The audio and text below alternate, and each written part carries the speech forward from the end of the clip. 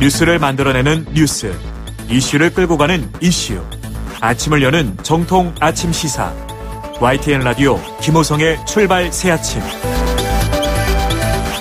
네, 출발 새아침 2부 이어가도록 하겠습니다. 1부 이슈에 이어서 2부 자연스럽게 좀 이어가 보도록 하죠. 두 번째 이슈는 말이죠. 친형의 강제 입원, 이런 키워드입니다. 경기도 이재명 경기도지사의 그 형제 사이에서 일어난 일이에요. 직권남용 공직선거법 위반 혐의로 기소된 이재명 경기지사에 대한 7차 공판이 이번 주에 있었습니다. 양 변호사님께서 일단 간단하게 쟁점 사안을 좀 정리해 주시죠. 네, 그렇습니다. 월요일에 있었던 증인신문과 관련된 부분인데요. 이재명 지사가 성남시장으로 재직을 하고 있었을 때 친형을 강제로 입원시키려고 시도를 했었고, 또 그 강제 입원 시도 사실이 있었다는 것을 이어는 지난 지방선거 과정에서 그런 토론회에서 얘기가 나왔는데, 나는 그런 사실이 없다라고 했기 때문에, 그렇죠. 그게 또 허위사실 공표라고 두 개로 기소가 됐고요. 맞선 거예요. 지금. 맞섰는데 이재명 지사는 이렇게 얘기를 하고 있죠. 강제 입원을 시도한 게 아니고 친형이 자신은 물론이고 주변 사람에게 많은 해를 끼치려고 했기 때문에 정말 이게 입원을 시켜야 될 만큼 심각한 상황인지 알아보기 위해서 강제 진단을 하려고 했었다라고. 입원이 아니라 진단입니다. 진단을 하려고 했었고, 그리고 지난 월요일에 있었던 쟁점은 뭐였냐면, 그거를 강제 진단이라도 하기 위해서는 그러면 어떤 절차가 필요하냐 했는데, 지금 검찰 측에서는 그것도 정신과 전문의라만이 그런 것을 시도할 수 있는 거다. 강제 진단도. 그게, 그리고 이재명 지사 측에서 그게 아니라 당시 주변 사람들의 진술이나 이런 걸 벌쳐봤었을 때 제3자라고 할지라도 문제가 있다라고 판단이 되면 지자체장이었기 때문에 일단은 강제 진단을 한번 해보십시오라고 의뢰는 할 수 있는 상황이었다라고 맞서고 있습니다. 손 박사님, 진단 없이 입원시킬 수 있는 건가요? 일반적으로는 의사의 진단 과정을 거친 다음에 입원을 하게 되는 것이 순서죠. 예. 그렇다면 그 절차상에 좀 문제가 있다는 것이 지적을 받을 수 있는 사안인가요, 그럼? 그렇습니다. 이것은 매우 좀 드문 경우죠. 더군다나 이제 원래 법규상으로는 이제 그 보호자가 보통 이제 입원을 시키게 되거나 강제 입원을 갖다가 하게 되는데, 이게 이제 잘 이루어지지 않을 때, 여의치 않을 때 이제 시군구 지사가 명령을 내리는 경우도 있거든요.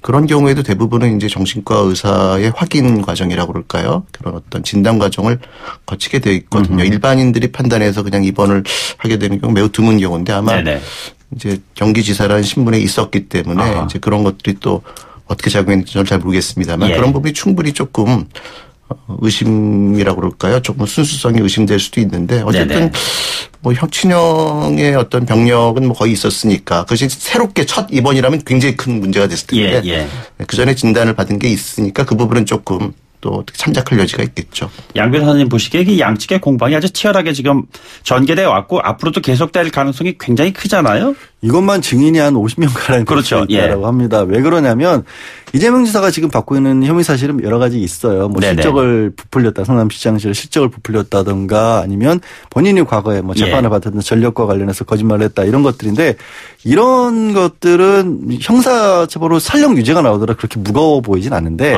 지금 얘기하고 있는 친형 강제 입원은 시장이라는 공권력을 가지고 개인적인 어떤 원하는 해소를 하기 위해서 썼다는 문제이기 때문에 이게 유죄가 인정이 되면 본인의 재판에서의 처벌도 처벌이지만 정신으로서 생명이 사실 굉장히 위협받을 정도의 상황이거든요.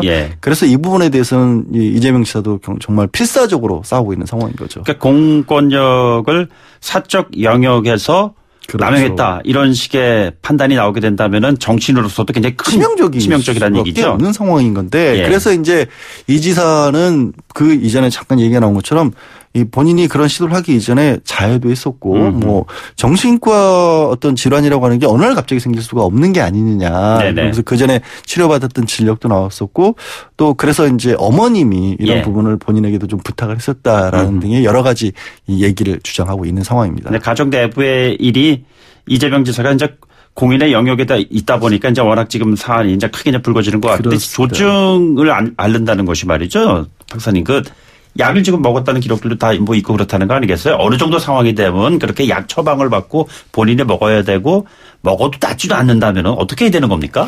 사실 조증이라는 진단, 조증 상태라는 진단 자체가 약물 치료의 필요성을 강하게 시사하는 거거든요. 조증이라는 굉장히 흥분 상태입니다. 그러니까 굉장히 행동도 과격해지고 말수도 많아지고 어떤 행동의 제한이 없이 거침없어지는데, 이 부분을 사실 병적인 증상으로 보기 때문에 이것을 설득이나 타협을 인해서 좀 줄이긴 힘들고요.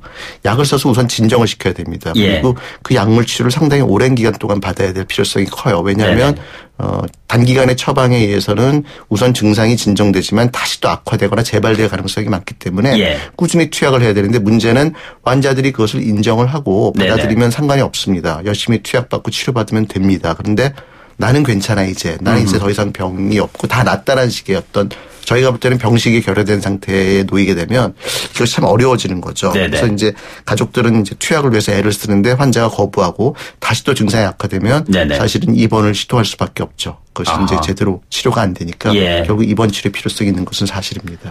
알겠습니다. 뭐 저희들 시간 관계상 이 이슈에 대해서 좀 길게 좀 말씀을 나누고 싶은데 다음 이슈로 좀 넘어가야 될 것 같습니다. 이 정신적인 상태를 말하는 건데 지금 보면은 감정의 기복이 심해서 워낙 심했을 경우에 그것이 상대방에게 피해를 줄 경우에 뭐 미쳤다 이런 표현까지 하는데 말이죠. 정치권에 이런 단어가 직접 나왔어요. 아예 논평에서도 나왔는데 최근에 이현주 바른미래당 의원이 그 잘생긴 배우 정우성 씨가 한 난민 이슈에 대한 발언에 대해서 무책임한 온정주의 그만해라 뭐 이런 식의 얘기를 하니까 거기에 대한 민주평화당의 반응이 이렇게 나온 거예요.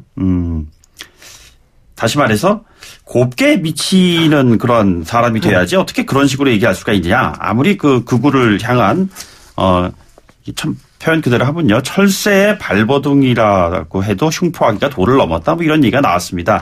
요 얘기 간단하게 좀 정리를 좀 양 변호사님께서 좀 해 주시기 바랍니다. 네. 이거는 뭐 정우성 씨가 유엔 난민기구의 친선대사를 하고 있고 그동안 쭉 발언을 해왔어요. 계속해서 활동을 해왔고 본인이 이제 해외라든가 국내에서 봉사활동 것도 했었고 그러면서 그 관련 행사에서 이런 얘기를 한 거예요. 대한민국이 이제는 좀 더 난민 문제에 대해서 적극적으로 나설 만큼의 규모도 됐었고 어떤 나라도 성장하지 않았느냐. 지난 제주에 왔었던 분들에 대해서도 난민 인정이 크게 한 2번 정도밖에 인정 안 됐었거든요. 네네. 조금 더 열린 어떤 자세를 가질 때가 됐었다라고 얘기를 했는데 여기에 대해서 이제 이현주 의원이 아니 제가 그냥 단적으로 쉽게 말씀드려서 잘 먹고 잘 사는 사람이 그런 얘기 해봐야 누가 그걸 받아들이겠느냐. 설득력이 없다. 정말로 난민들이 와서 어려움을 겪고 난민들 때문에 뭐 위협을 느낀다 이런 분들은 다른 국민들이다라고 해서 그 정우성 씨는 자격이 없다라는 식으로 얘기를 한 겁니다. 그 사실 유엔 대사이고 정우성 씨가 그동안 보여왔던 활동이 있는데 정우성 씨가 조금 흔히 말해서 잘 나가는 배우라는 이유만으로 그런 말을 말하는 것 자체가 자격이 없다. 국민 중에 한 사람이기도 하잖아요. 네네. 정우성 씨도. 그래서 이 부분이 좀 누가 봐도 좀 지나치긴 한데 거기에 대해서 이제 민주평화당에서 말씀하신 것처럼 아주 격렬한 또 비난을 한 거죠.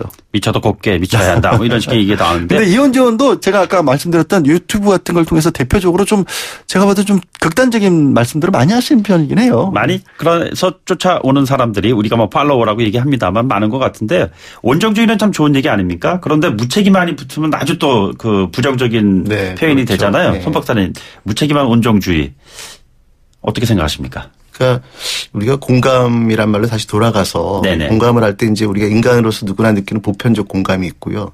또 자기가 처한 상황에 따라서 상황적 공감이 있을 수가 있습니다. 예를 들어서 상황적 공감이란 이런 겁니다. 예를 들어서 환자가 많이 아픈 걸 호소를 할 때 의사가 많이 아프시죠? 이러면 어떤 환자는 그렇게 얘기해요.